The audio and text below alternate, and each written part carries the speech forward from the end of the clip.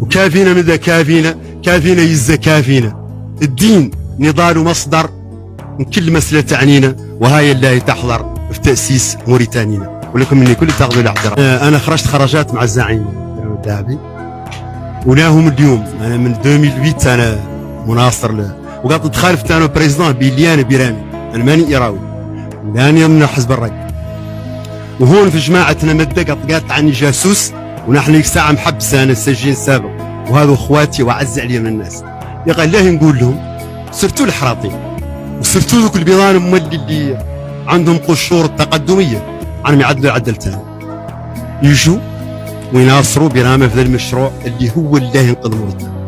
اللي هذو بركوا كش طلعوا فيهم، وقايل لهم اللي عندهم صفقات قد تدخلها والليالي، والله عندهم دي سالور، والله فيهم حد قد يعزم عنه يمشيني، والله يرسلني، والله يتكلم لي، يقد يعود لا عاد طول مني، والله زين ذات ولا اكثر والله يقد يرسلني غير ما فهم معنى. انا ليتم لا نتفخر بها، عني مستقل ماديا ومرتاح نفسيا، وعني حسبا ونسبا مرتاح. يا غير عندي مسألة في راسي. تعرفوا شنو دور موريتان تستقام، وموريتان ما يقد ينقذها من ذا البلد، ما هو الفكر البيراني، هاي الفكرة الرافد الزعيم.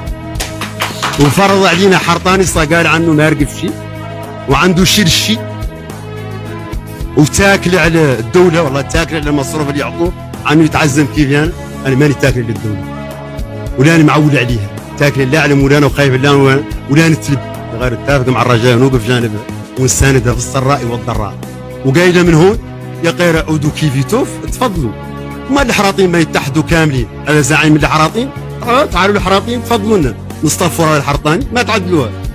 ما البيضان الصادقين ما يعدلوها، وهاو جايين لا تعودوا الصبر الناس اللي تشوفوا لايف تجوا والله تشوفوا بيرام واقف توقفوا بزروا. لا انا قايل لكم عني عبد الله يسلم ولا لي قضاء قرار على راسي، عني مصطف جنبي لجنبي، والسياسه ما نقد بها نحملها بيدي زبيط وكذا، وكل حد يدور يوصل للبرلمان، والله العمده والله وانا ما ندورها بيلي الله ذريتي يالي وحدها. ما قلت لكم من شيء تقدر تدخلني وهو البرلمان تقدر تديرني رئيس جمهوريه.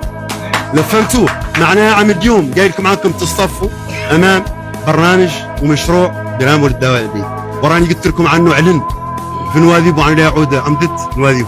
يا غاليين بشركم بالخير عن جميع المدن الكبرى، دور تعود فيها مفاجاه، ودور تشوفوا عن لا يترشح فيها الرجال اللي عنده شي ماديا ومعنويا، والطريق القدام والوعر اللي اصبر راهي طريق فيها سكوس، واحباسكم وسعوهم، ونحن السجن لا يخلعنا.